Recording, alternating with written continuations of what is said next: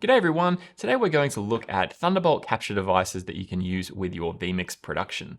Thunderbolt's a great way to bring in multiple camera sources to your Thunderbolt capable laptop or PC. You can comfortably do a 4-camera 1080-60p production using Thunderbolt, which we've done for our monthly live shows in the past.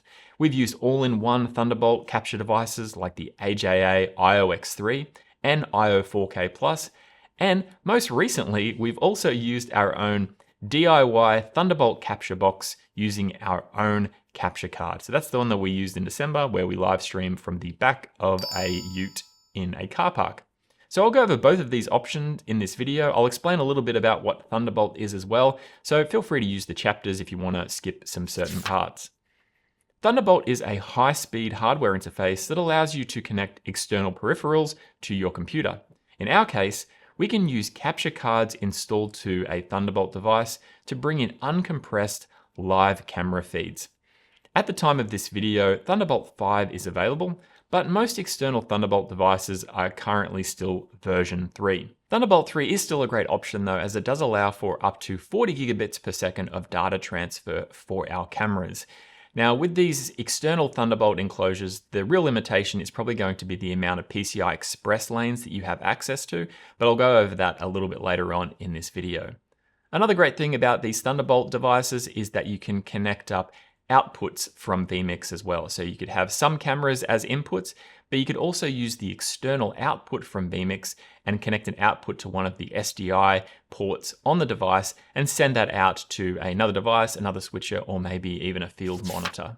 If you want to use Thunderbolt, you'll need to make sure that your device supports it. Now, this can be a little bit confusing at times. Typically, there's a logo to tell you that it supports Thunderbolt, and your manufacturer should include it with their website and on the box as well to say that it supports Thunderbolt. However, you will need to check to make sure that it totally does. Now, just go to their website, make sure it definitely says that Thunderbolt is supported. Now, because it uses a USB-C connector, it can be very easily confused with USB 3 Type-C ports. If Thunderbolt is what you're looking for, just really make sure that you check the specs. Now, if we ever recommend a laptop on our supported hardware page on the reference system section, if we say that it has Thunderbolt, then it will definitely have Thunderbolt. So if you want to buy one specifically, check out our website. As you can see here, we're currently recommending a Thunderbolt 4 laptop, but that will probably change in the future to Thunderbolt 5. Most modern laptops that support Thunderbolt should be using at least Thunderbolt 3 as it's been around for quite some time. All of the devices that we're recommending today are Thunderbolt 3 compatible, which means they'll also work with Thunderbolt 4 and Thunderbolt 5. And you can check the specs of your laptop to see what Thunderbolt version it supports. To make things a little bit more confusing, USB 4 has now become more popular, and that also uses a USB Type-C connector. USB 4 can support high data rates, but they're not guaranteed. So the manufacturers don't have to give you the full bandwidth of the USB 4 generation that they're using. USB 4 may also be backwards compatible with Thunderbolt 3 if the manufacturer enables that option as well. So it's a little bit confusing. Now, we have tried a couple of laptops with USB 4, and those manufacturers enabled the full bandwidth. So they worked great with Thunderbolt 3 enclosures. However, unless you can actually test a USB 4 laptop with a Thunderbolt 3 enclosure, I wouldn't recommend it for now. Now, if you've got a USB 4 laptop, see if you can borrow a Thunderbolt enclosure and test it out. Now, you might be wondering, well, why not just use USB 3 capture devices instead of Thunderbolt? Well, unfortunately, with USB 3, you're limited by the amount of USB data transfer that you can use on your laptop or PC. So with USB 3 external devices, you're only really able to bring in a couple of cameras reliably at full HD. Thunderbolt allows for much more data, so you can bring in those 4 1080-60p cameras if you like. Now, the issue is that a lot of laptops don't have Thunderbolt. So there's plenty of USB 3 ports on laptops, so that's why it's a little bit easier to use USB sometimes. However, if you're going to look to do 3 or 4 cameras, using Thunderbolt is the best way to go. All right, so let's go ahead and talk about some of the Thunderbolt enclosure options. The main options in broadcast are models from AJA, the IO-4K Plus and the IO-X3. The main differences are that the IO-4K Plus is capable of some 4K, and you can check out the website if you're interested to see what configurations of 4K you can get, whereas the IO-X3 is purely HD. Now, these are the current models in 2026. and they're Thunderbolt 3 devices. And because Thunderbolt 4 and 5 are backwards compatible, then if you've got a Thunderbolt 5 laptop, then you can plug in a Thunderbolt 3 capture device like this one. There were some old models that were for Thunderbolt 1 and 2, which uses a different connector. And you can see our supported hardware page if you want to see the older devices and what Thunderbolt they support. However, Thunderbolt 1 and 2 have a different connector, so they don't work with a newer laptop that might have Thunderbolt 3, 4, or 5. These AJA devices are used across multiple industries, not just live streaming, so they're rock solid, and they give you 4 SDI camera inputs. They also allow you to have 1 HDMI input as well. So all you need to do is power up the device, connect it via a Thunderbolt cable, and then download the AJA drivers, make sure they're installed onto your laptop, and then you'll be able to see those cameras in your vMix production. Now, they have a great reputation for quality, and like I said, they're used across many industries. However, that does come with a little bit of a price tag.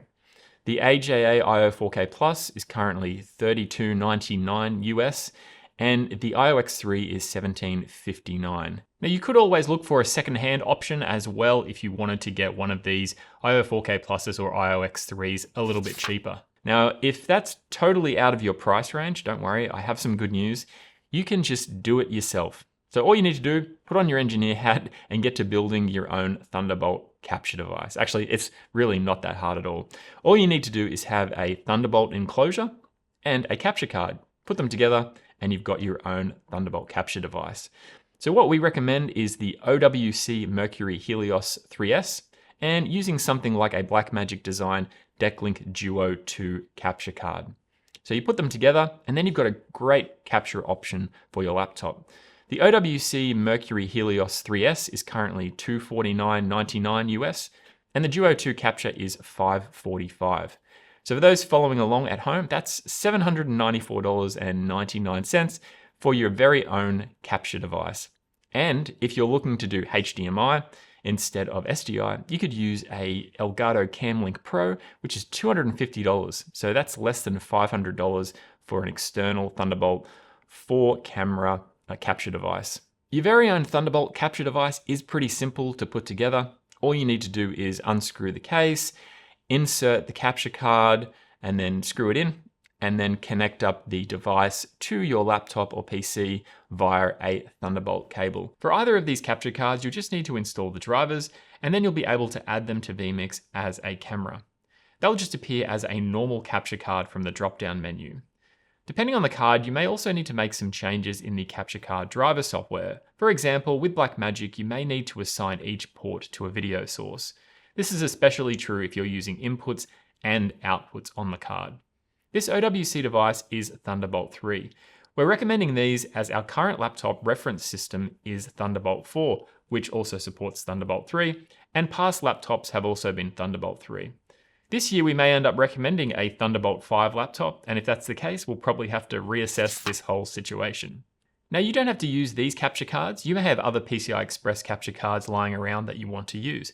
However, there are some really important things that you need to consider when using Thunderbolt. So when using Thunderbolt, you're constrained with the bandwidth, the PCI Express generation, but also by your laptop. Your laptop manufacturer may have wired Thunderbolt in a way where you don't get the full capacity. So in order to make sure that you'll get the best video, that's why we recommend using cards that support just 4 by 1080-60p cameras. So in order to use one of these enclosures, you'll need to look for cards that are by 4 electrically connected cards at a maximum of PCIe Gen 3, and that you're not going to be using more than 4 1080-60p cameras. So with things like the Quad 2 that can be up to 8 cameras, and the 8K Pro, which requires PCIe Gen 4 by 8, those won't work in these type of enclosures. Now, we see people online recommending these cards for these enclosures, but it's not supported. There isn't enough bandwidth to get the full capacity of these cards to the computer.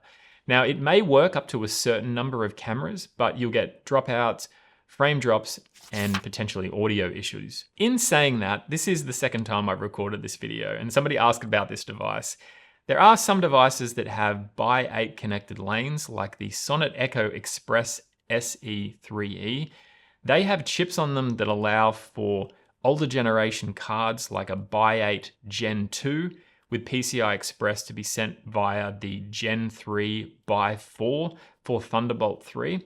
However, we don't know how the Thunderbolt's connected on the laptop, so we can't guarantee that you're still going to be able to get all of this data into the computer. Now, for things like the 8K Pro, they're Bi-8 Gen 3, which is more than what Thunderbolt 3 and Thunderbolt 4 support, which is PCI Express Gen 3 Bi-4. So this is why we just recommend using these Bi-4 PCI Express capture cards and the enclosures, because we know that you're going to get all of the video signals through without any issues. Now, I'm sure I've got some things wrong here, so I apologize if that's the case.